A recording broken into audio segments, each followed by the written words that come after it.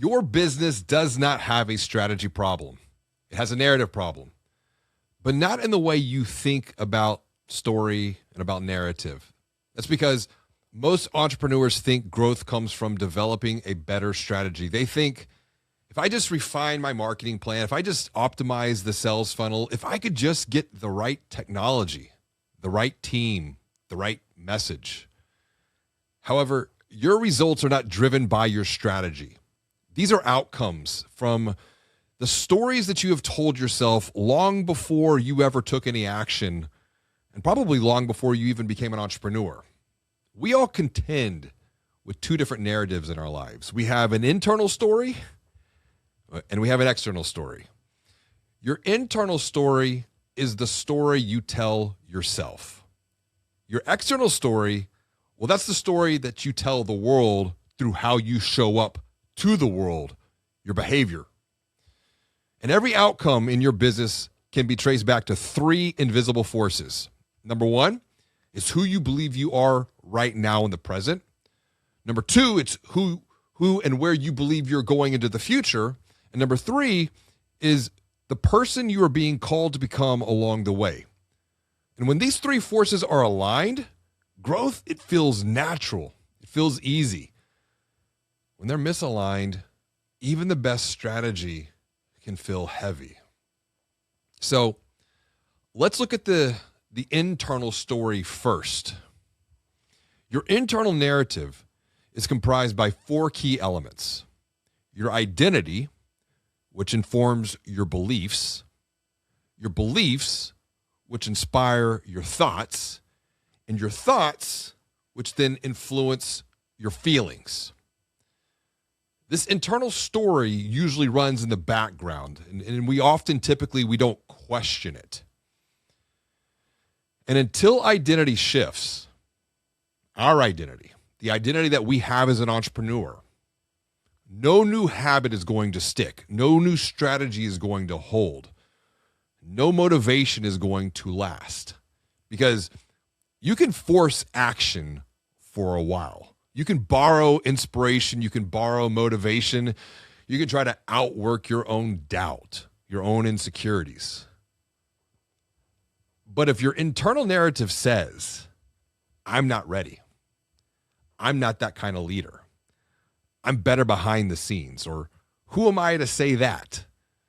Well, then your external behavior, your external story is always going to shrink to match the internal narrative that you have come to believe over the years.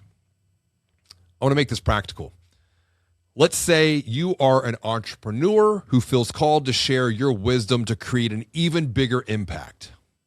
Now, you know you have something to say because you've built something meaningful and people regularly come to you for advice. And somewhere in the back of your mind, there's this quiet thought: I should probably write a book. But here's how the internal narrative plays out. Your identity up to this point is rooted in your past experiences, your past wins, your past success. And that's why you might be saying right now, I'm an operator, not an author. I'm a practitioner, not a thought leader. I'm not the kind of person who writes books. And this is where your identity begins to inform the beliefs that you have. For example, you might believe if I publish something, well, it's got to be perfect.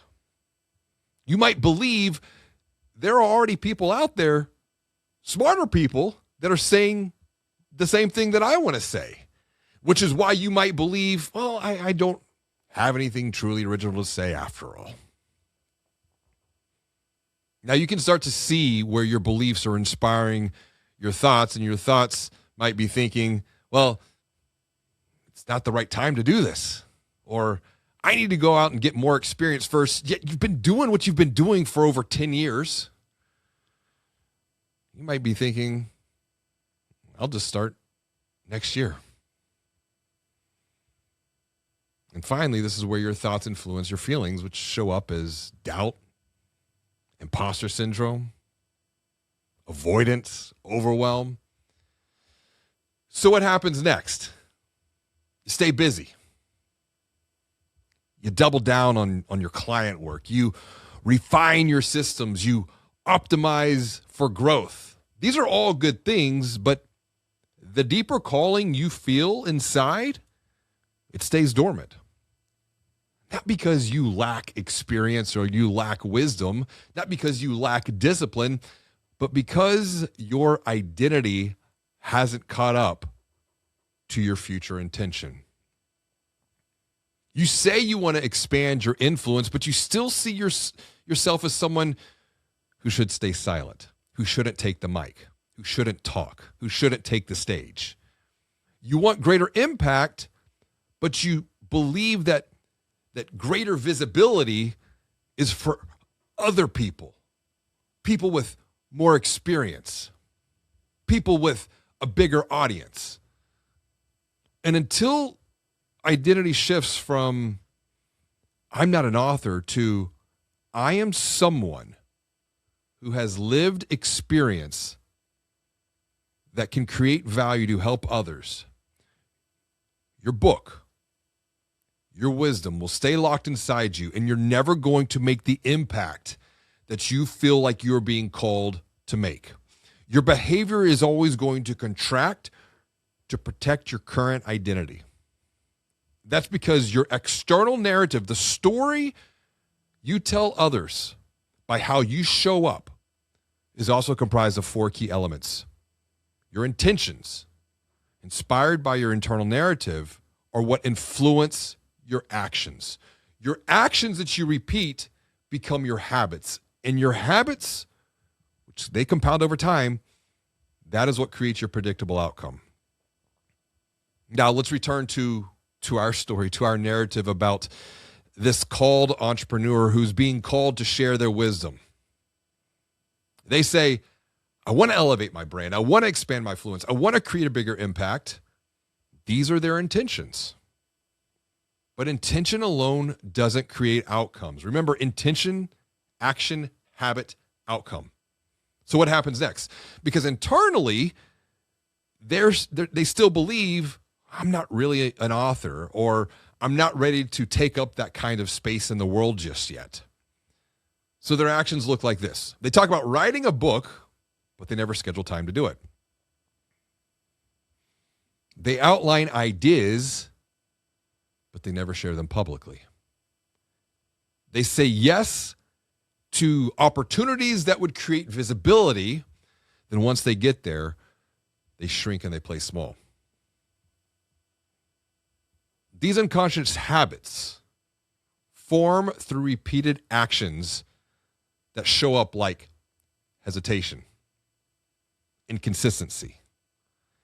They hide inside execution because it feels safe, because it's what they've always done. And the outcomes? Well, years pass. Wisdom stays locked inside their mind, inside client conversations. Their influence remains limited to their proximity. Their impact depends entirely on their availability. And then they wonder, why do I feel stuck every time I try to start to share this wisdom?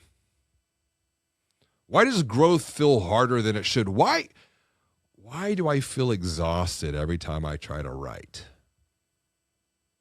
Here's why. When your internal story, once again, which is inspired by your identity, and your external narrative, which is influenced by your intentions, when those are misaligned, the actions you take become inconsistent. Momentum, it feels impossible. You feel tired. You feel exhausted. You feel burned out. You begin questioning your own discipline. But this is not an issue of discipline. It is an issue of might want to drop a marker right there. But this is not an issue of discipline. This is not an issue of motivation. This is a narrative mismatch.